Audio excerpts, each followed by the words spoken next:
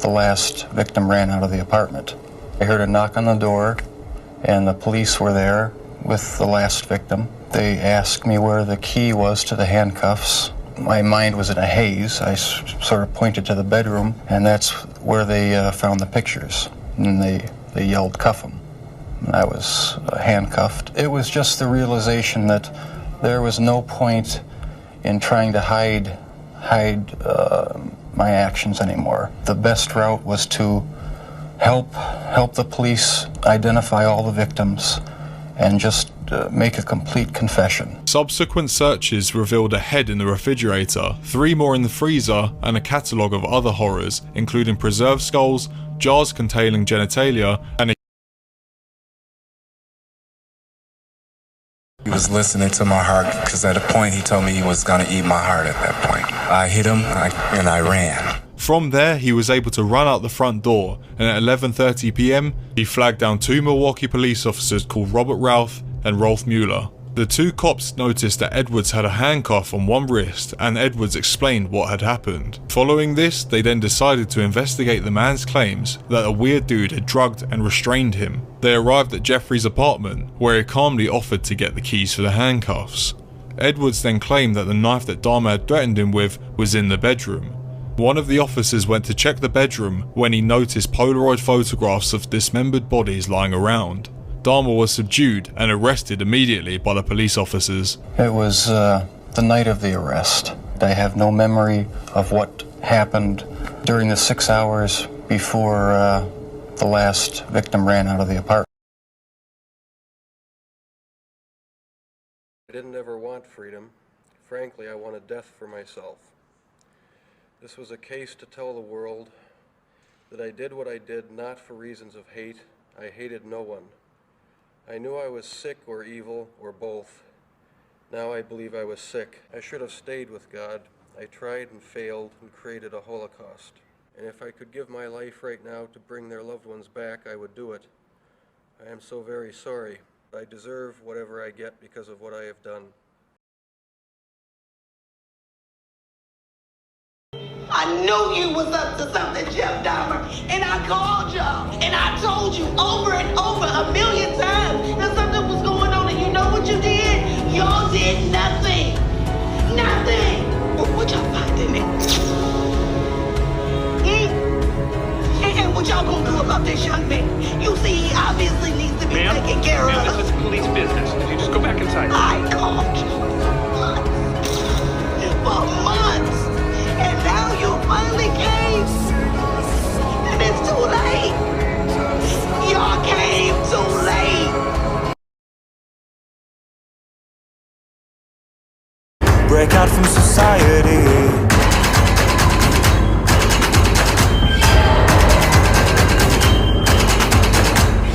Oh, is another day, and you don't have to hide away. You'll be a man, boy, but for now it's time to run, it's time to run.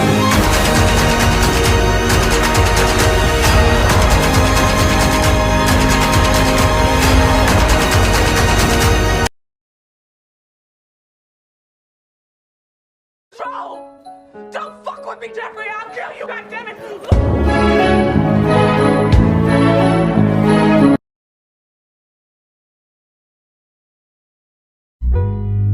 Baby, you got something in your nose. Sniffing that K, did you feel the hole? Hope you find peace for yourself. Here are 3 of the craziest Jeffrey Dahmer facts that aren't mentioned in the Netflix series. Jeffrey Dahmer worked in the chocolate factory at one point in his life, and in his work locker, he kept the head of one of his victims. In May of 1990, Jeffrey Dahmer was trying to drug another victim, but he accidentally drugged himself, and the guy stole all of his stuff from him. Police found human remains on every single utensil in Jeffrey Dahmer's apartment.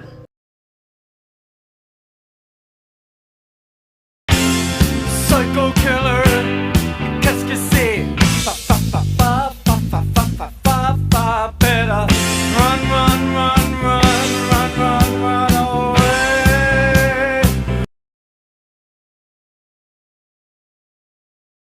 Dorime, 이제 뭐 아타파. Was there any kind of incident that you can remember? To this day, I don't know what started it. And the person to blame is sitting right across from you. That's the only person. Not parents, not society, not pornography. I mean, those are just excuses. So whatever happened to Jeffrey Dahmer's apartment at the Oxford Apartments?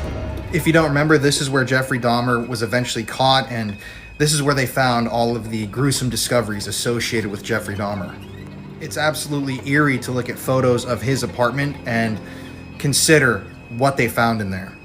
But what happened to the building, the Oxford Apartments building? Well, obviously after investigators discovered what they did in Jeffrey's apartment, the place was stained forever. And so shortly after all this happened, the apartments, the entire complex, they were demolished. And nowadays, all that's left is this patch of grass where the apartments once stood.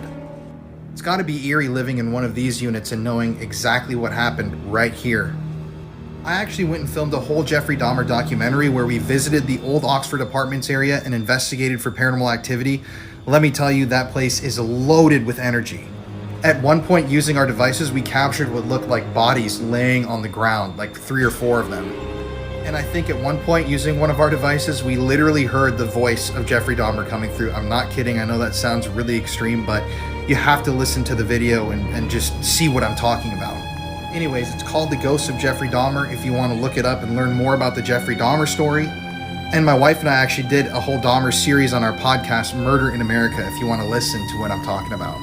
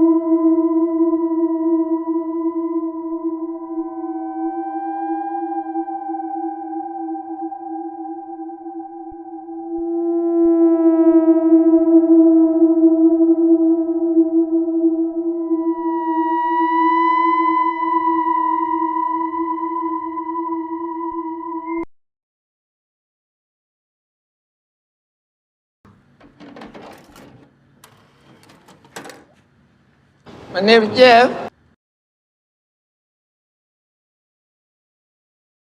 How many of you actually knew that Jeffrey Dahmer was murdered in prison alongside another convicted murderer? Honestly, I did not know. Let's talk about these two folks. So this was salesman Jesse Anderson, who was born in Illinois but then eventually would move to Wisconsin. Later down the road, Jesse would eventually marry Barbara and they had 3 children together.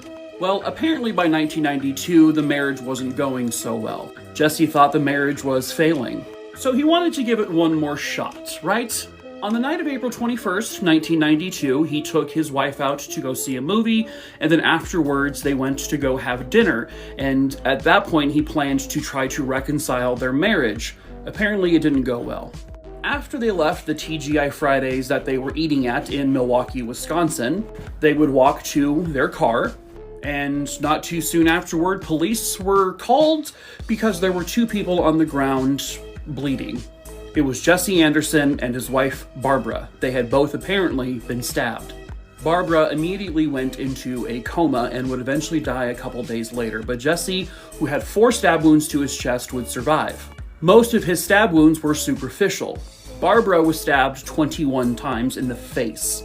Jesse said that the assailants were 2 black men. He said he managed to knock off one of their hats, a Los Angeles Clippers hat. So police were looking for 2 black men who have done this. Well, in their investigation, it turns out that it wasn't 2 black men.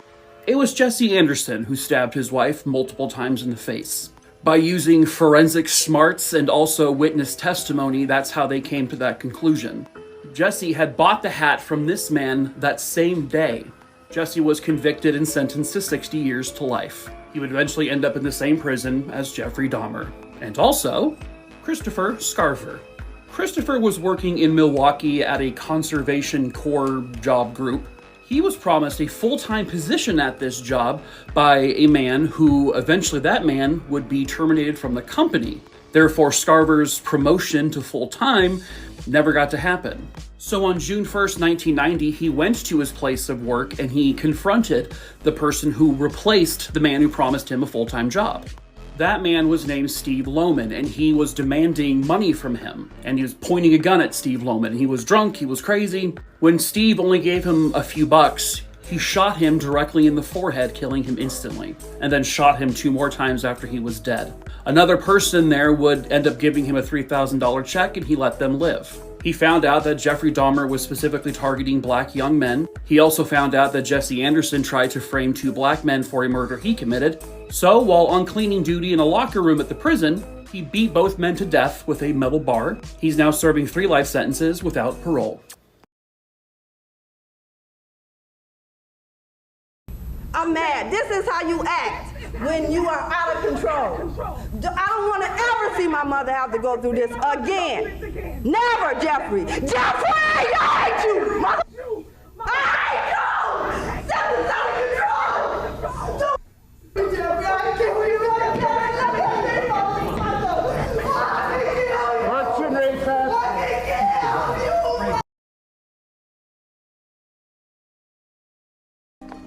This is a letter that I wrote to Judge William Gardner.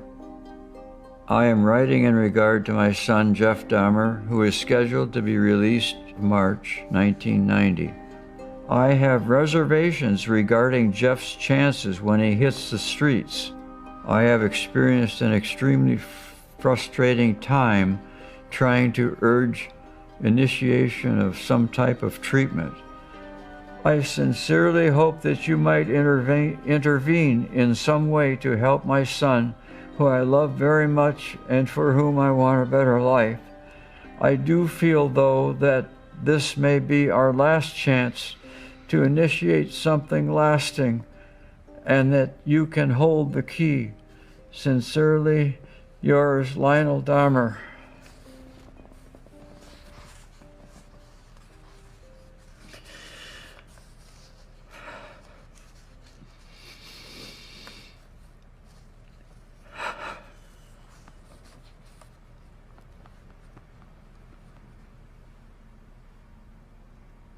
When I wrote that letter, I remember feeling someone's got to do something.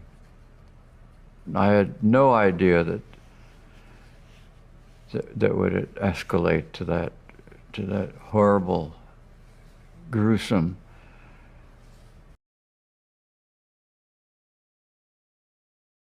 I usually wake up at 6:30 in the morning, go eat breakfast, and then sleep until noon, wake up for lunch, and sleep until about 4 o'clock in the afternoon, eat dinner, and then spend the greater portion of the night watching TV. He is up all night because he cannot face the daylight and the monstrous crimes that put him behind bars. People are calling out Katy Perry's song Dark Horse for referencing Jeffrey Dahmer in the song. Unpopular opinion, but y'all really trying to cancel Katy Perry over a song that she made 10 years ago? And also, it's just a fact. He did eat people's hearts. It's not like Juicy J was saying that he was cute.